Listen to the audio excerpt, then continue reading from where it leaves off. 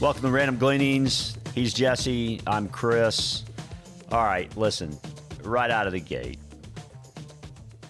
If you have not looked at your portfolio in the last 6 months, or you haven't talked to your advisor about it in the last 6 months, or your advisor hadn't called you about this in the last 6 months, you need to be watching this video.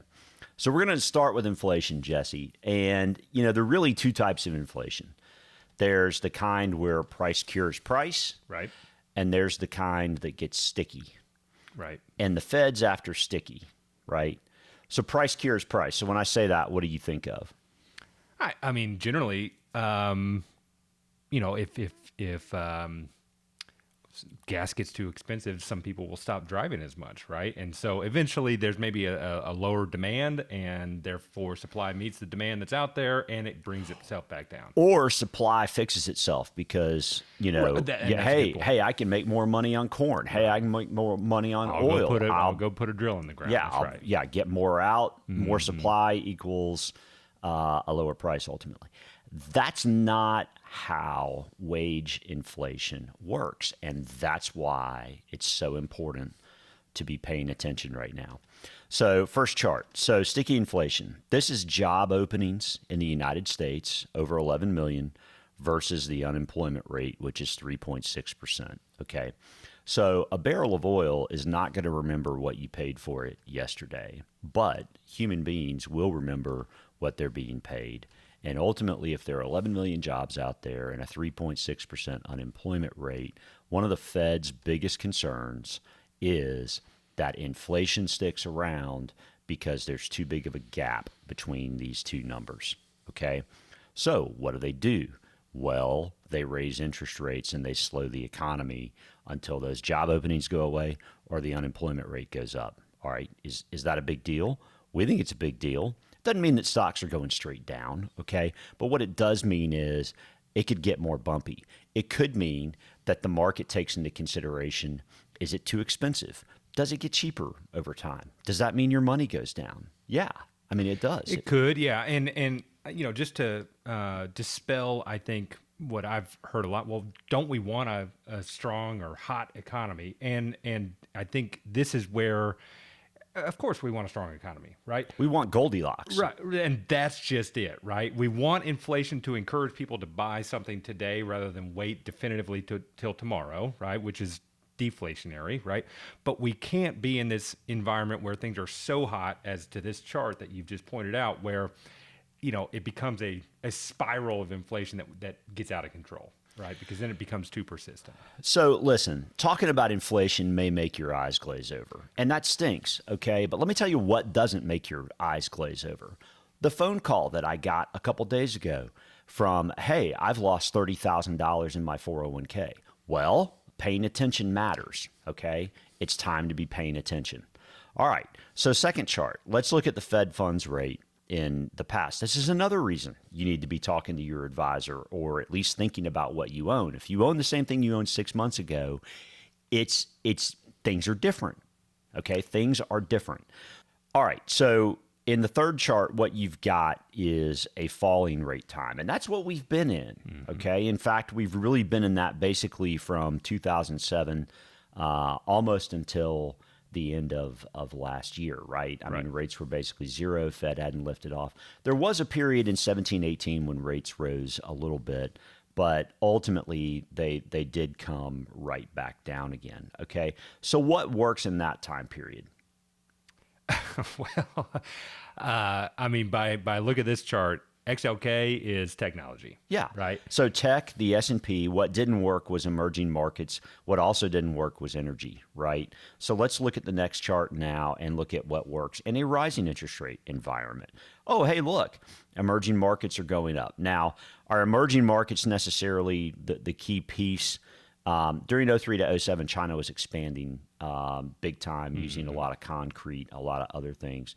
But what definitely worked during that time period was energy, right? Well, and a comment on emerging markets is, I've heard a lot recently in regards to it is some of those economies that are providing a lot of these kind of natural resources as well. So that can be a part of this as well. Good point. And it's also why you don't want to own just a broad emerging markets, because there are some that are probably going to succeed in this environment and some that aren't. So again, it's just a matter of being intentional about what your portfolio looks like. Yeah, so during that time period, tech did just barely outperform the S&P, but basically tech's performance over a 4-year period in a rising rate environment was 1/4 of energy and was close to 1/5 of emerging markets. So, it matters what time period you are in. But what also matters is ultimately what the Fed does and why they're doing it. Right now, a 2-year government bond is trading for 2.5%. It's said that the Fed funds rate being neutral should be in the ballpark of the 2-year Treasury. Okay, the Fed funds rate's at 0.25%. The 2-year Treasury's at 2.5%, and you've got inflation issues out there.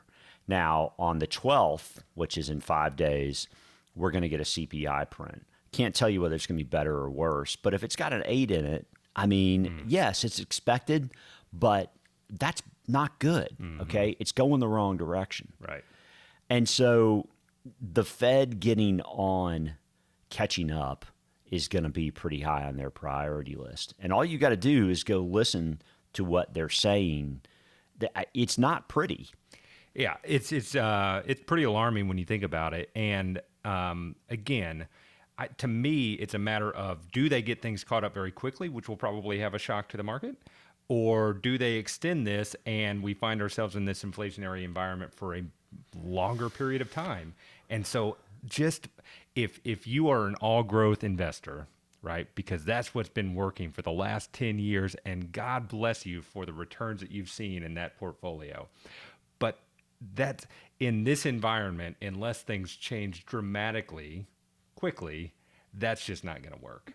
It's odds are against it. Just like the odds are against the market doing really well in an environment where the Fed's raising interest rates very quickly. Again, It's not that the market can't go up. It's not that it's doomsday. It's that it's a time to be paying attention. Right.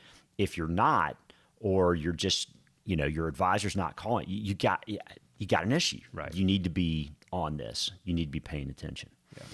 All right. So next chart. So, it's also kind of interesting what works in different time periods, right? So commodities on this chart, it says CRB index. That's the commodities index. And we're talking about all commodities, whether it's gold and silver or oil or wheat or corn or cotton or pork bellies or whatever. I don't even know what pork bellies are. You've not watched Trading Places, one of my favorite movies. But you can see in this chart, this isn't like a couple weeks or a month-long thing. You can see all through the 2000s, commodities did better than stocks did. And you can see from 2010 through basically 2020 when oil went negative for 1 month, which is crazy. The reason it went negative, by the way, is because there was so much of it, and the people that owned the oil contracts didn't realize that they had to take possession of oil, like barrels of oil in their backyard, right? And so everyone was like, get me out of this, get me out of this. And that's how it went negative for like a nanosecond, one day. Right. I don't remember if it was March or what month it was, March, but yeah. it's just bizarre. Anyway, now what you've got is a time period where commodities are outperforming stocks again. And if you think that's just like a 2-week thing, okay, fine. But this chart basically tells you this could go on for a decade. It's possible. It is possible. Not saying it will, just saying, you've got to be cognizant of the fact that stocks are outperforming, and if a body in motion stays in motion, right, at all, then at least it may make sense to have that be a part of a portfolio. Next chart. Big Oil was on the hill yesterday, right? Yeah, they were. I heard it said that the CEOs of Big Oil were earning their high pay yesterday by being publicly flogged by Congress, and I think it can be said that anytime the price at the pump goes up, Congress has to react because, look, I can afford gas, but I don't like it any more than anyone else when it gets to $4 a gallon. Didn't you say a congressman whose party shall remain nameless said the only solution is to pay for gas for Americans? It was a congressman out of Virginia. That is correct. And I know California has been pumping this themselves as a state funding issue. Clearly, they do not understand how inflation works. That's what I'm struggling with. And printing money is what's gotten us in this hot inflation environment. I mean, that is entirely correct. And I think what some of these CEOs of the oil companies were saying was, hey, yeah, there is the prospect that we make more money as the cost of energy goes up. It's not a guarantee because it's still a supply and demand that they're dealing with, correct? So look at this chart. I mean, if you look at the profit margin for big oil in 2021, it was 8.2%. It was the next to lowest, next to toilet paper and bottled water in consumer staples. Right. I mean, look, Big Pharma making nearly 25% on their money. Financials, banks making 25% on their money. So Congress is basically talking about a windfall profits, and this is where I think they're just speaking, I think, for political reasons, because no one's asking Apple to pay for a windfall profit. Nobody. iPhones are up 30% right. in 5 years, and oil is basically flat to up 10%. And nobody's grabbing tech execs and putting them on the stand. Nobody's grabbing pharma execs and putting them on the stand. Nobody's grabbing. Yeah, it makes me. It's theater. It's theater. And then the next chart just goes to the 10-year stock return, which kind of goes back to that first chart that we looked at with energy. These folks have not been just crushing it over the last 10 years. Okay, right. In fact, they've been almost flat. Almost flat. Look at all these 200+% returns from varying sectors: consumer discretionary, financials, healthcare, pharma. It's almost embarrassing. A CD would have given you as good or better return in the last 10 years than owning the oil companies, right? And yet these are the guys that are getting whipped on Capitol Hill right now. Well, and it's not. I mean, again, this is looking in the rearview mirror, right? Like oil is up 40% year to date, and God bless them because they've gotten no performance. That's right. Over the last 10 years. So, yeah. Anyway, all right. Talk to your advisor, or if your advisor's not calling you, talk to us. We're happy to chat with you. There are things going on in the world you need to be aware of.